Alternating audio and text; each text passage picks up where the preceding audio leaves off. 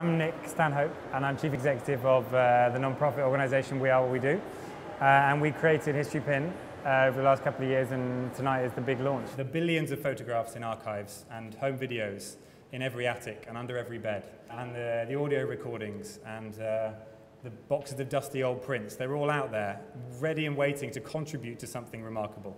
That is really what Historypin is all about. There probably is nothing more important than the preservation of history. This is probably one of the revolutionary projects of our time, and I'm just honored to be a part of it. I wanted to share something similar to what many families have in their photo albums or collection at home, with the hope of encouraging everyone to share family history as a universal experience. The photo I selected depicts my father, grandfather, and I in our home on Sunset Avenue in Atlanta, Georgia. 3 generations named Martin Luther King.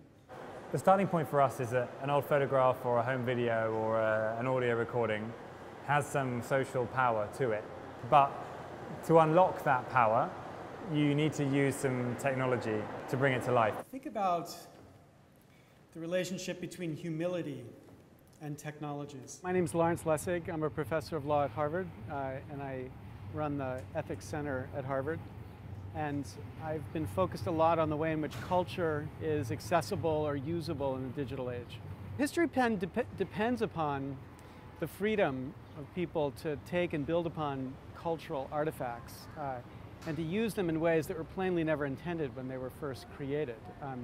And that actually turns out to be harder than a sane person would expect, given the complexities of the law. So I was intrigued with both the project and the way in which they're using Creative Commons licenses to help make the project robust and sustainable over the long run.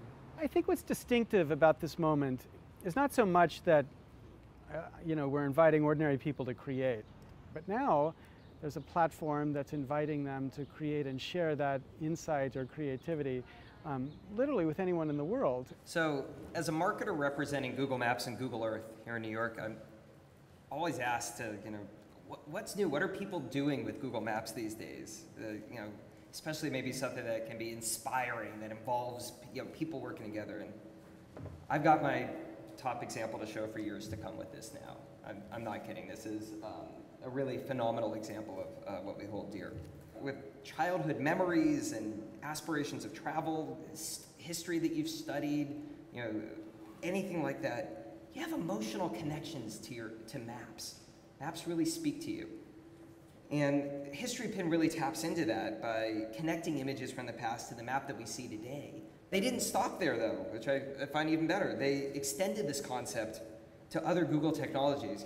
The integration with the Street View overlays, the contextually aware mobile apps. I think anybody who has an attachment to the place where they live is interested in what was there before.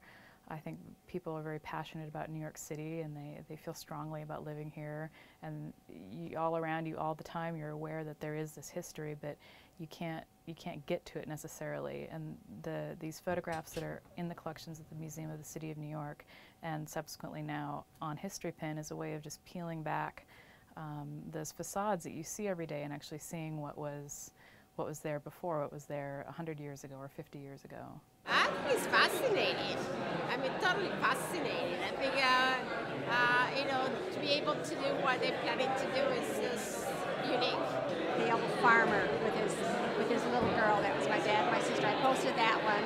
I posted pictures of when I was a kid in Yellowstone Park, the grizzly bears coming up to the car. I was very impressed. In fact, it has more ramifications than I had anticipated after listening to the speakers. While it's important from a historical standpoint to talk about what my dad and his team did, it's important for every individual and every family. There are individuals in communities all around our nation who've been engaged in saving the community, and talking about the photographs from an individual standpoint, while it may not have the same significance to our nation, it is significant to those individuals and their family members.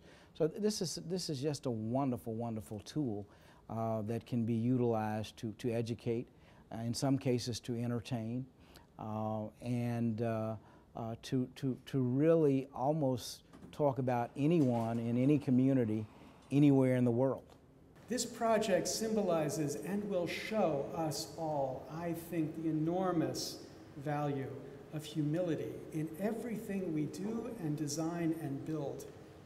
And out of that extraordinary humility will come some of the greatest insights about our past and about the potential for our culture to teach itself and our children the greatest lessons that our past has to teach. I'm honored to be here to celebrate this and to watch this humble project develop in a way which is just as powerful as the humility of the internet itself. Thank you very much.